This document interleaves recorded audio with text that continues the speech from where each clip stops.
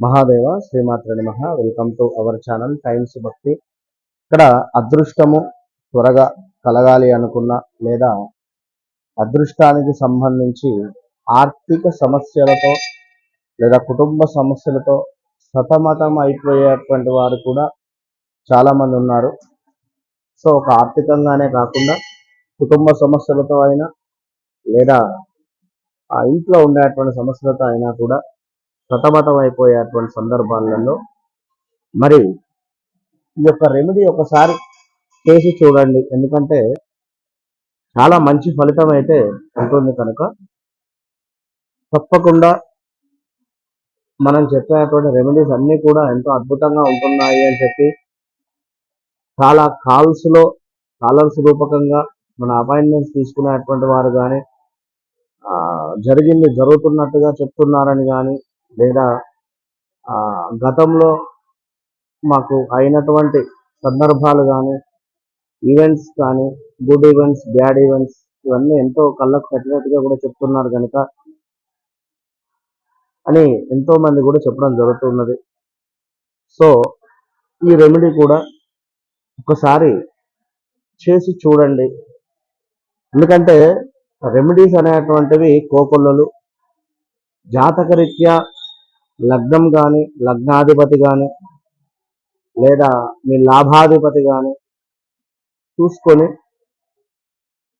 ఏ గ్రహము ఎన్ని డిగ్రీస్లో ఉంది, ఏ నక్షత్రంలో ఉంది, దాన్ని బట్టి అద్భుతమైనటువంటి రెమెడీస్ చెప్పడం వల్ల చాలా అక్యురేట్గా మన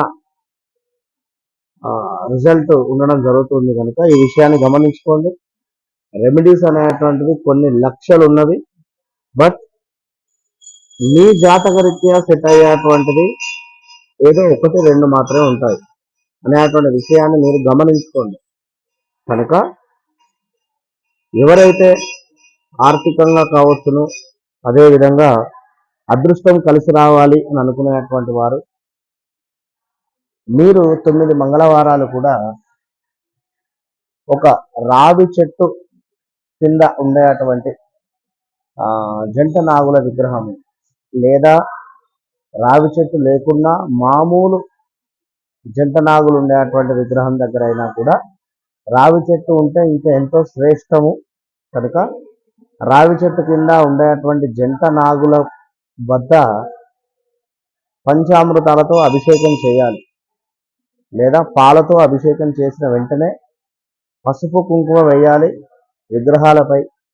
తర్వాత ఆ యొక్క విగ్రహాల యొక్క తోక ఉంటుంది కింద, ఆ తోక భాగంలో చక్కగా కూడా గంధాన్ని రాసి జిల్లేడు ఆకుపై ఒక బెల్లము ముక్క పెట్టడం వల్ల అదృష్టం అనేటువంటిది తొందరగా కలిసి వస్తుంది. అయితే ఇది ఒక మాట 9 మంగళవారాలు కూడా పాటించాలి. ఇది గమనించండి. 9 మంగళవారాలు కూడా ఎవరైతే దేవాలయానికి వెళ్ళి ఈ యొక్క రావి చెట్టు కింద ఉండేటువంటి జంట నాగులపై పాలను పోసి దాని తర్వాత పసుపు కుంకుమ వేసి ఆ యొక్క తోక భాగంలో గంధము చందనంతో రాసి జిల్లేడు ఆకుపై ఈ యొక్క బెల్లము, అది కూడా ఇంత లావు స్క్వేర్లో ఉండే చిన్న ముక్క పెట్టకుండా పెద్ద బెల్లం ముక్క పెట్టండి. అదేవిధంగా మరొక బెల్లం ముక్కను తీసుకొని దానిపై కొంత తులచి అంటే ఒక లొందలాగా చేసి అందులో కొంత ఇప్ప నూనె పోసి, ఇప్ప నూనె అమ్మవారికి ఎంతో ప్రీతి, సో ఇప్ప నూనెను పోసి చక్కగా కూడా ఒక పువ్వొత్తి వేయాలి. ఇప్ప నూనెను పోసి ఒక పువ్వొత్తి వేసిన తర్వాత కుజ గ్రహ కవచం అని చెప్పి మనకు ఉంటుంది. కుజగ్రహ కవచం ఇన్ తెలుగు అని చెప్పి వస్తుంది. సో కుజగ్రహ కవచము అని మనం గూగుల్లో సెర్చ్ చేసినా మనకు వస్తుంది.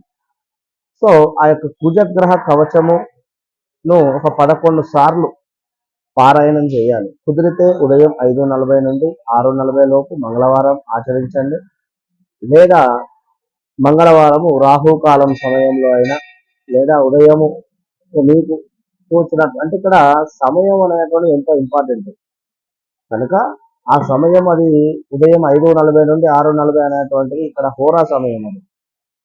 కనుక ఆ సమయంలో చేసేటువంటి దీపారాధనకు ఎంతో విశేషం ఉంటుంది, అద్భుతమైనటువంటి రిజల్ట్ కూడా ఉంటుంది. ఓకేనా? All the best.